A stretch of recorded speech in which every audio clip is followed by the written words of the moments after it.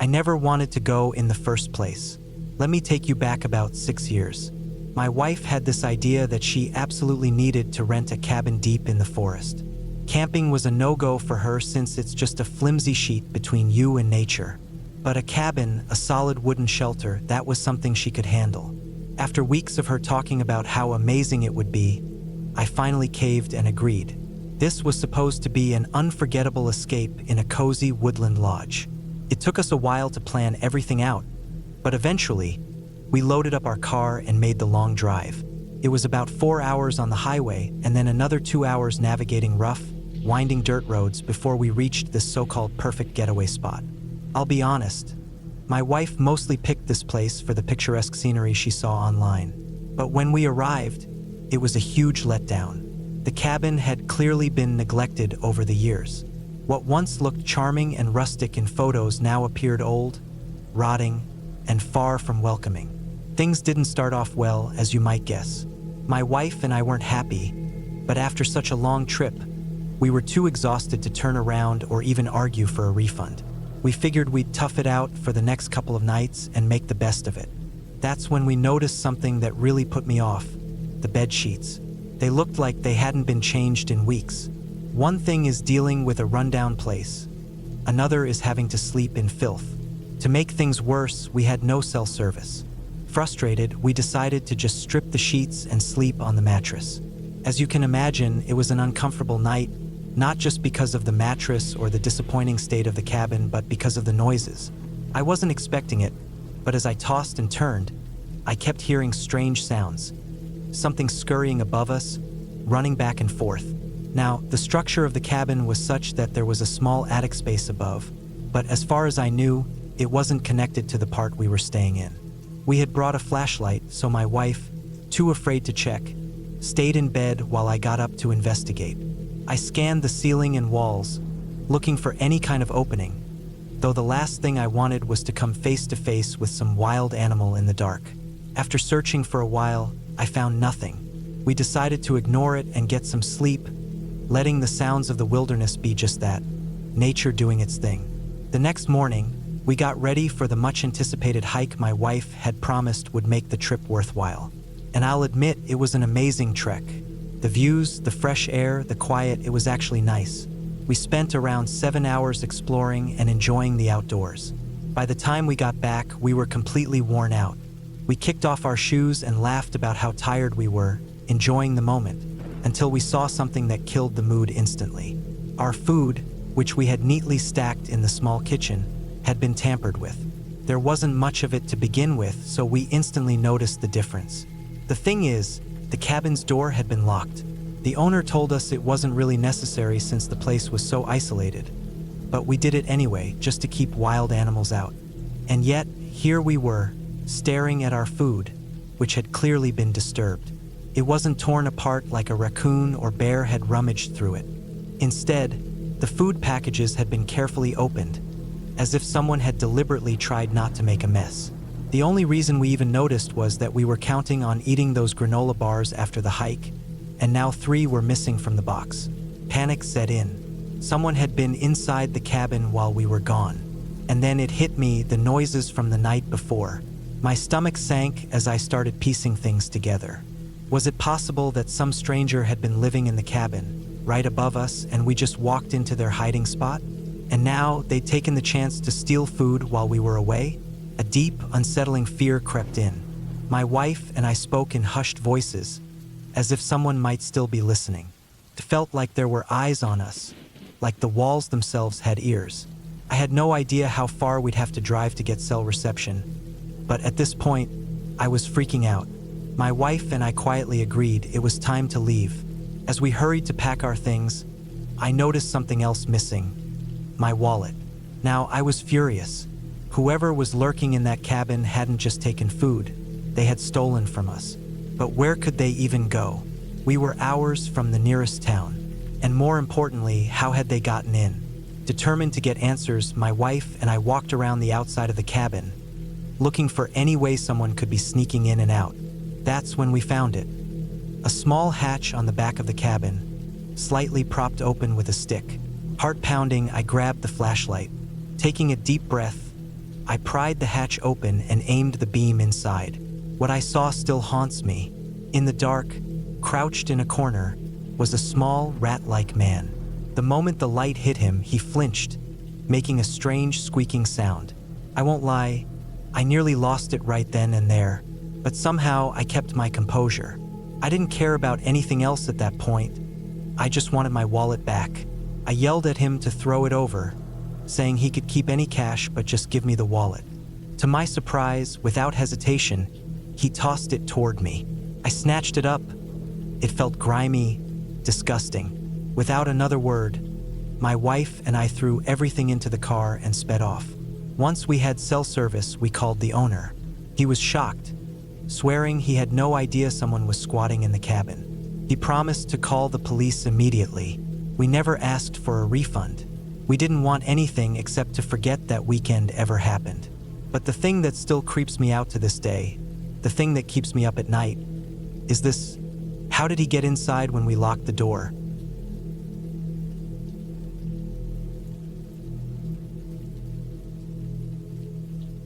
When I was 12 years old, we went to visit my grandparents, who lived in a small wooden house deep in the forest near a quiet pond. The view in the morning was breathtaking. Since there was no internet, just an old television from the early 1990s with only a few working channels and a VCR player, I decided to bring a friend along to keep me company. My grandmother loved scary movies, so they had plenty of horror tapes lying around. Now on to the story. The cabin was a 3-hour drive from the nearest town and around 5 hours from where we lived.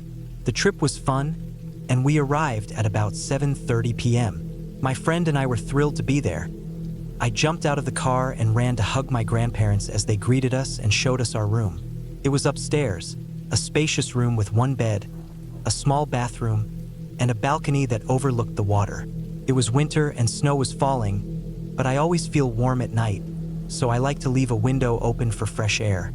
After opening our window, I went downstairs to grab our bags. My dad handed them to me, and my friend carried them upstairs. While waiting for my grandmother to finish making hot chocolate, I asked if we could watch a movie before going to bed. She agreed, but reminded us to keep the volume low. After having dinner, drinking our hot chocolate, and taking showers, my parents and grandparents had already gone to bed. My friend and I searched for a horror movie and chose to watch a classic, Friday the 13th. It was fun to have a late-night movie before sleeping. Once the movie ended, I shut the door and we went to bed. The next morning, I woke up around 8, quickly got dressed, and went downstairs for breakfast. It was a beautiful, sunny day, though still cold. My friend and I wanted to go for a walk, so we asked my grandparents and dad if we could follow the trail through the woods. They agreed but told us to stick to the marked path. My grandmother even packed us some snacks and soda for the trip. After finishing breakfast, we set off on our walk. The snowy forest was peaceful as we strolled for nearly an hour. We eventually sat on a rock to rest and have a snack when, suddenly, we heard a strange, loud noise coming from deeper in the woods. It sounded like it was coming from a few miles ahead. We exchanged nervous glances before deciding to check it out. As we moved toward the noise, we saw red stains on the snow. At first, I thought it was just an animal that had caught its prey, maybe a fox hunting a rabbit. We kept walking when, out of nowhere, we heard a voice. A girl calling for help. "Hello? Is anyone there?" she cried. My friend hesitated, warning that following the voice might be a bad idea. But I brushed off her concerns, believing the girl might be lost. We shouted back, "Where are you?" Like the silly kids we were. The voice called out again, so we picked up our pace and ran in its direction. I tripped over a rock and fell into the snow, making my friend laugh. When I stood up, she pointed at something ahead, a rundown cabin hidden in the trees. Thinking it might belong to someone who could help, we cautiously stepped inside. The place was a mess. Old clothes, shoes, and underwear scattered everywhere, alongside rotting food and dusty, abandoned dishes. It was clear no one had lived there for a long time. We continued exploring and entered a room that sent shivers down our spines. There were chains fixed to the walls and a bed with straps. Bloodstains covered parts of the floor and walls. Just as we turned to leave, we froze. A girl stood in the doorway, whispering, "Help me." Without hesitation, we bolted out of the cabin, running as fast as we could until we found our way back to the trail. Terrified, we agreed not to tell our family, afraid we'd get in trouble for wandering off. We spent the rest of the day trying to forget what we saw, distracting ourselves with movies. That night, exhausted from all the walking and movies, we went to sleep. But I woke up to my friend screaming. She was standing near the balcony, staring outside. I groggily asked why she screamed, warning her that my parents would be upset. But she just whispered, "It wasn't me, it was her." Confused, I walked over and saw what she meant. There, by the pond, stood the same girl from earlier, along with several others. They were calling out, begging us to help them. Terrified, we slammed the balcony door shut and ran inside. Moments later, my parents rushed into our room, asking why we were crying. My grandmother followed, and we tried to explain what we saw. She frowned and told us that if there were really people out there, they would have heard the screams too, since they had been sitting outside just moments ago. My friend and I exchanged uneasy looks before confessing what we had seen during our walk. My father listened carefully and then asked where exactly we had been. When we told them about the old cabin, my grandmother's face went pale. She sat us down and revealed something chilling. Years ago, there had been a series of disappearances in the area. A man had been capturing young women, keeping them locked away in that very cabin, doing terrible things before ultimately ending their lives. He was caught and sent to prison, but to this day, the bodies of his victims were never found. Even now, I can't stop wondering, were those girls seeking our help to finally be laid to rest? Or were they just lingering souls, forever trapped in the place where they suffered? No one deserves such a fate.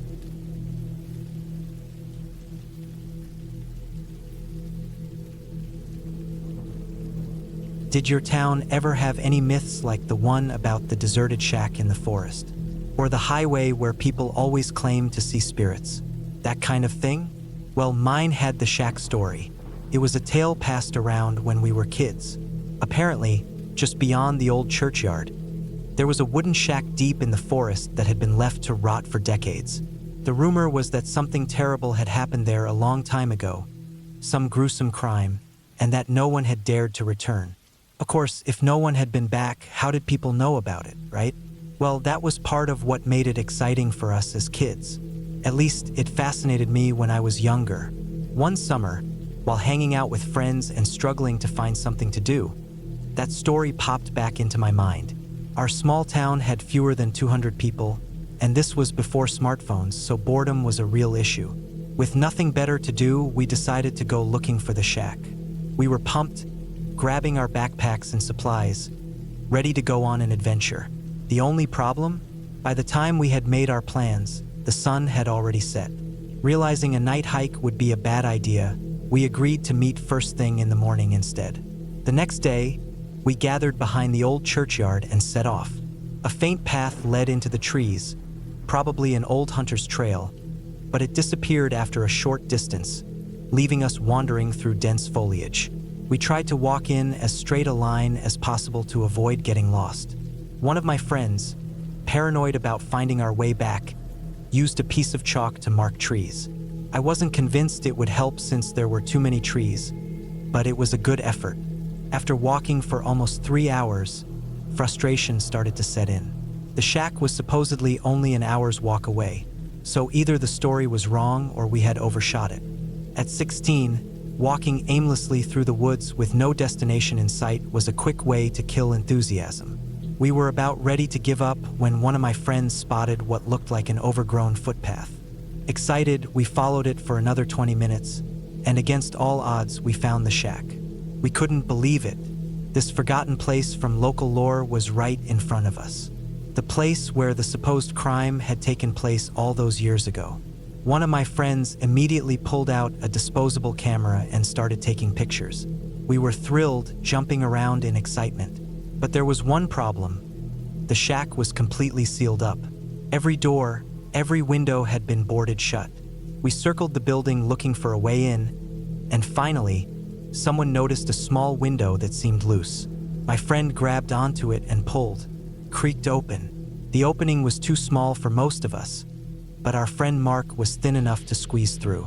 We shone our flashlight inside. The floor was packed dirt, and we could see a staircase leading upward. Hoping it wouldn't collapse under him, Mark slipped inside, wriggling through the tight space. Only after he got in did we realize the flaw in our plan. With the doors and windows still boarded up, there was no way for him to let us in from the inside. But luck was on our side.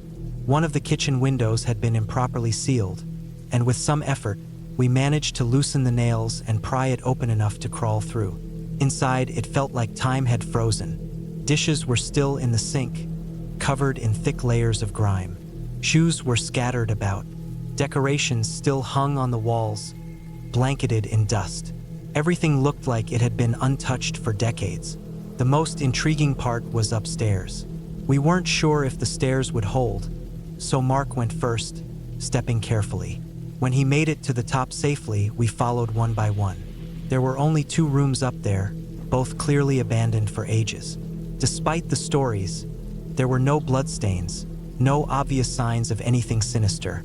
Maybe the crime had been exaggerated, or maybe it was just a tale after all. While exploring one of the rooms alone, something caught my eye from under the bed. It looked like some kind of rusted metal object, maybe an old trinket. I reached for it, but as I moved, I heard something, a woman's voice, whispering 2 words, "Get out." We had no women with us. I froze, heart pounding. I looked around, but the room was empty. Telling myself it was just my imagination, I left the object where it was and backed out of the room. I climbed through the kitchen window and waited outside. One by one, my friends lost interest and followed me out. We all agreed that the place was beyond creepy. Before leaving, we did our best to reseal the kitchen window, hammering the nails back in with a rock. We figured we'd leave it as it was for the next curious group who decided to explore it. As we walked away, I glanced back at the shack one last time, and in the upstairs window of the room I had been in, I swear I saw a face. Pale shape watching me, then it was gone. Maybe it was just my imagination. Maybe it was real. My friends never said they saw anything, so I kept it to myself. I've always been a skeptic, but to this day I still wonder, did I really see something? Or was it just my mind playing tricks on me?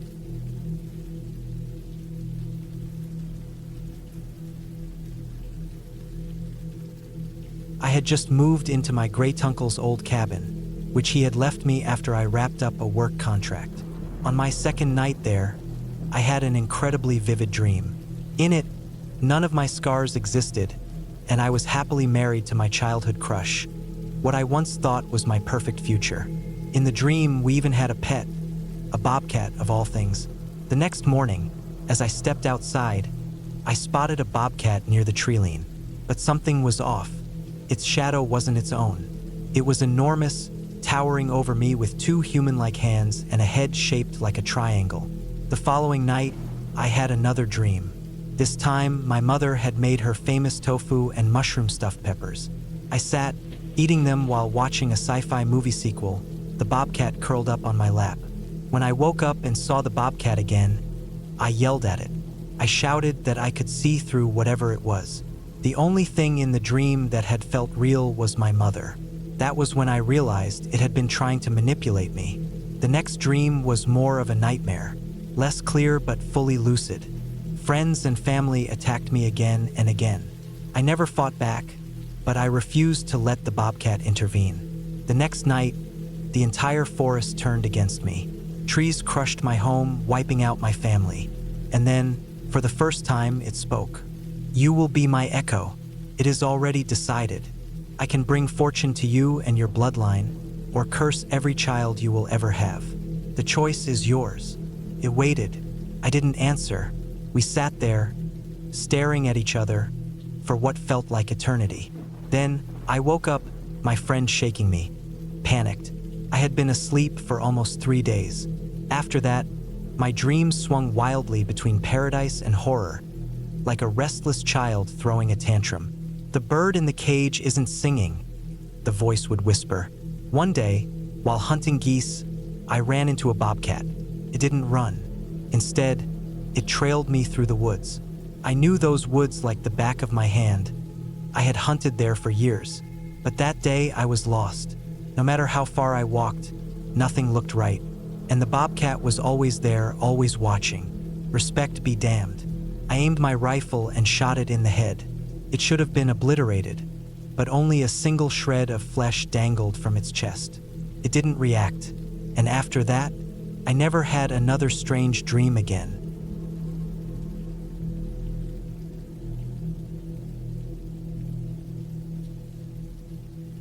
About 7 years ago, on a weekend, my wife, Sarah, and our 3 little boys, who were quite young at the time, were staying at the family cabin we had bought half a year before this happened.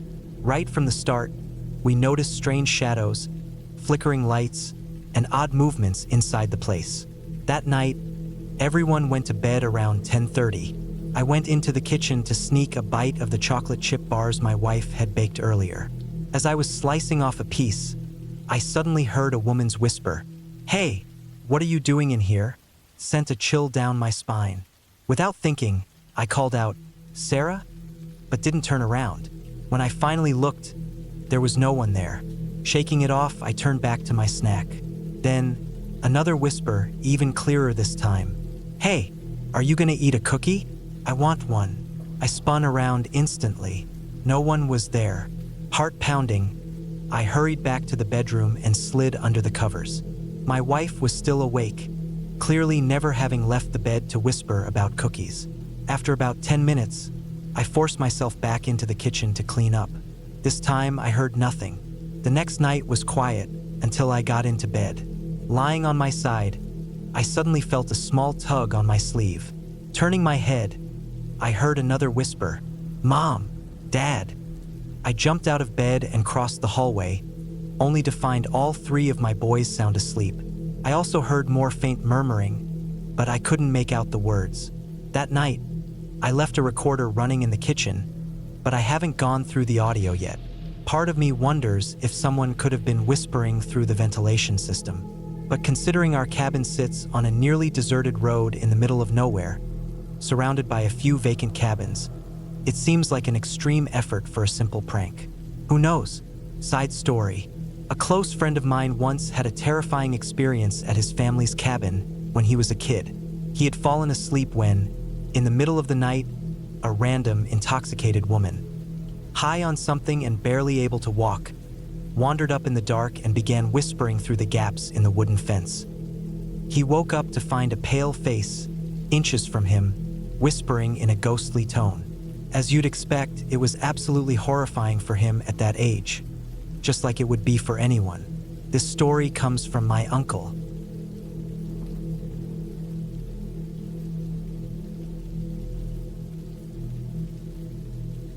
I went to summer camp with my friend Jake, and we were assigned to the same cabin. We stayed up late until we finally got tired and fell asleep. One night, Jake and I snuck into the kitchen and grabbed a few instant coffee packets. We mixed them with water and drank them before bed. Unlike me, Jake wasn't used to caffeine, so while I eventually dozed off, he stayed up after everyone else had fallen asleep. I asked what he was doing, and he told me he had brought a book and planned to read until he got sleepy. It was around 1 a.m. when a sudden, ear-splitting scream jolted us all awake. We turned to see Jake curled up in his sleeping bag, crying and shaking uncontrollably. Everyone in the cabin rushed over to him, trying to figure out what had happened. His scream had been so loud that if it hadn't woken up the other cabins and counselors, his sobbing afterwards certainly did. When the staff came in to check on him, I stayed on my bunk to avoid getting caught in the chaos. Jake, still trembling, told us that he had seen a ghost wandering just outside our cabin. He also swore he had heard the sound of the wind moving with it. One of the other campers looked at him and hesitantly admitted that he had also heard the strange sound. In the end, Jake was sent home early, but the rest of us stayed at camp. The whole experience left an unsettling feeling over us. When we got back home, I talked to Jake, and he shared more details. It was strange because Jake was one of the most truthful people I knew, and he seemed genuinely shaken by what had happened. I considered whether the coffee had affected him, but we had drunk it the night before without any weird side effects. Plus, he was used to drinking it, he liked the flavor even though it made him restless. Jake told me that when he first spotted the ghost, he stared at it for about 3 seconds, frozen in shock. It didn't look like the ghosts from movies. It was faint, barely visible. The thing that disturbed him most was that it appeared to be a young boy, dressed in very old-fashioned clothes, nothing like our camp uniforms. At first, he wasn't terrified, just stunned that he was seeing something unnatural. But after those few seconds, the ghost turned to face him, its hollow, empty eyes locking onto his. That's when Jake screamed. The moment he did, the ghost boy suddenly rushed out of the cabin, and that movement was what created the eerie wind sound both Jake and the other camper had heard. Jake told me something that has stuck with me ever since. He said that when the ghost looked at him, it had no expression, no emotion. And even though it was only a brief moment, it felt like forever. He swore he wasn't imagining it because the moment their eyes met, he could tell. There was no life behind them, as if the boy's soul had been taken away. Terrified me just hearing about it, and I felt awful for Jake. Those were the last details he shared with me. I don't think he'll ever go camping again.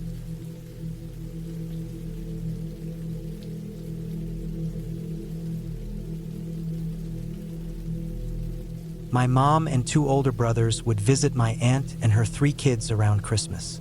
The whole extended family would gather, uncles, aunts, everyone. They lived up near a town close to Inverness, Scotland, in a place called the Dark Isles. Technically, it was a small village named Cromale, but Inverness was the more well-known place nearby. The Dark Isles had a reputation for being a meeting ground for witches on Halloween, where they supposedly performed dark rituals, and even animal sacrifices, though this was all said to have happened long ago. Whether or not any of it was true is another matter. Our family gathering was meant to take place in a rented holiday house not far from my cousin's home. It had plenty of rooms, making it ideal for hosting a large group. My older brother, his friend from Nigeria, and I were sharing a room. They were both fast asleep, but I wasn't. I woke up suddenly, unsure of what had disturbed me. I squinted in the darkness, my vision still blurry. The only sounds were their quiet snores. Then, the bedroom door creaked open, ever so slowly. I felt my body tense up in fear. I couldn't see anyone enter, but as my eyes adjusted, I started to notice dark, shifting shapes hovering around the beds. These shadowy figures seemed to pulse as they floated over my brother and his friend. There were at least 3 of them. One stood at the foot of my bed. The thing had no real human features, just the vague outline of a person, but I swear I could feel it staring at me. Terrified, I made the only decision I could. I turned my back to the room, faced the wall, and forced myself to sleep. The next morning, I shared my experience with a few family members. Most laughed it off, joking that it could have been witches from the past. Nobody really believed me except for one person. My brother's girlfriend, who had slept in the next room, said she had also experienced something unsettling. She told me she woke up feeling as if someone had sat at the foot of her bed, pressing down on her legs. But when she looked, there was no one there. Disturbed by this, I checked the guest book to see if anyone had written about strange experiences in the house. But there was nothing, no mention of anything unusual. I will never forget what I saw that night. And if you ever find yourself near the Dark Isles, or staying in that holiday home, be careful of the shadowy figures that might slip into your room after dark.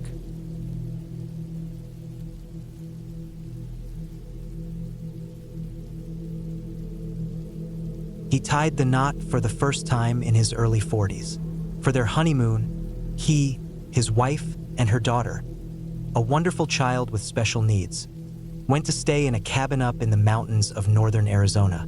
After arriving, they unpacked, got settled, and prepared for a 3-night stay.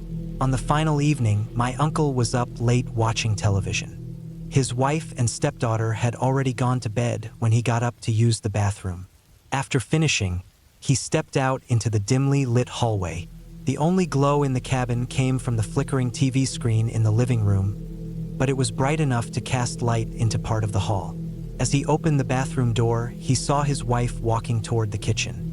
Thinking she had woken up for a midnight snack, he followed her. As she reached the end of the hallway, She turned slightly in the direction of the kitchen, and then suddenly bolted into the room at an impossible speed, much faster than any person could move.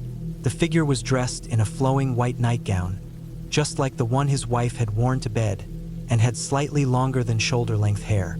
Feeling uneasy, he took a few steps back and peeked into the bedroom where his wife and stepdaughter were, and there they were, both fast asleep. He was too shaken to sleep after that. The first light, they packed up and left.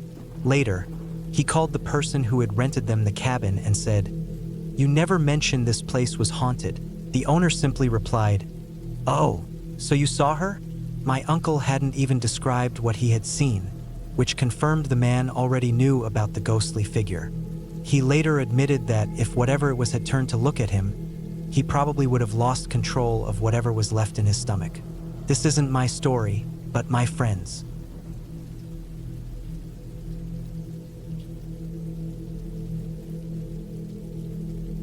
That happened to be a camping trip where a bunch of his buddies had rented a lodge in Yellowstone for a 3-day stay. On the first night there, I noticed something strange in the room my cousin and I were sharing. The moment we got into bed, the ceiling started making loud creaking sounds, almost like someone was pacing back and forth above us. At first, I brushed it off as the wood adjusting to the cold or maybe some animals moving around on the roof and went to sleep. By the time the third night rolled around, I realized this couldn't be explained by anything normal. That evening, I turned in early while the others stayed up, drinking and playing cards. Right on schedule, the creaking noises returned. I tried to ignore them like before, but then one of the old copper tiles on the wall started shifting, making a tapping and scraping sound. At that point, I had no logical explanation. Things like temperature changes or small critters didn't account for that. Still, I was exhausted, so I rolled over and forced myself to ignore it. That's when I felt something grab my wrist. I calmly muttered, "Nope," deciding I was not about to deal with some wandering spirit. A few moments later, I heard the same loud creaking coming from the ceiling of the room further down the hall. I was around 8 or 9 years old at the time.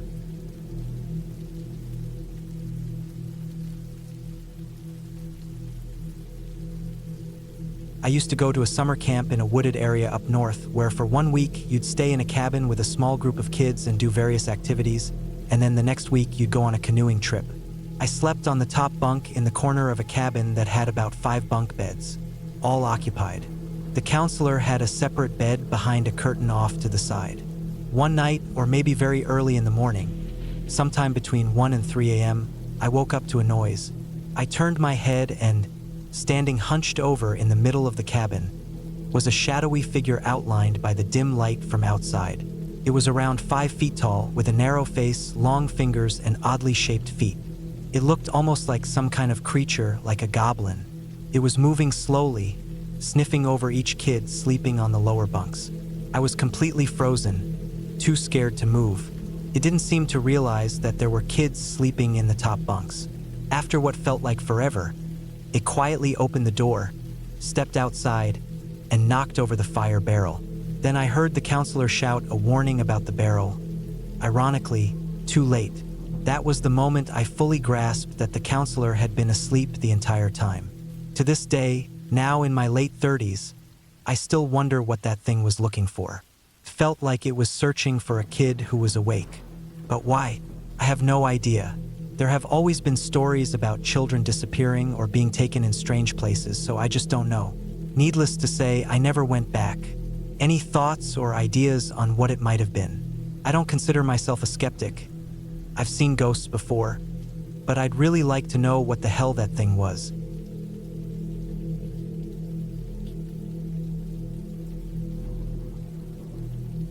I was out with a few friends hiking some trails near a small town in northern Georgia. We decided to stray from the main path and follow some narrow animal trails just to see where they led. After about an hour of wandering, we figured it was time to turn back, but we had taken so many twists and turns that we quickly realized we were lost. We started moving in what we thought was the general direction of the main trail when we stumbled upon a clearing with an old, crumbling shack. Of course, being young and curious, we decided to check it out. The front door was barely hanging on and completely fell off when we tried to push it open. As we walked inside, Parts of the floor gave way beneath us. There was a filthy, rotting mattress covered in mold, some scattered dishes, and what looked like an extremely old radio in one of the rooms. In another area, we came across a fully decomposed skeleton of what seemed to be a dog or maybe a coyote. After looking around for a while, we decided to get back to the main trail before it got too dark so we could set up camp without getting turned around again. We've returned to that area about 5 times since then, but strangely, we've never been able to find that shack again.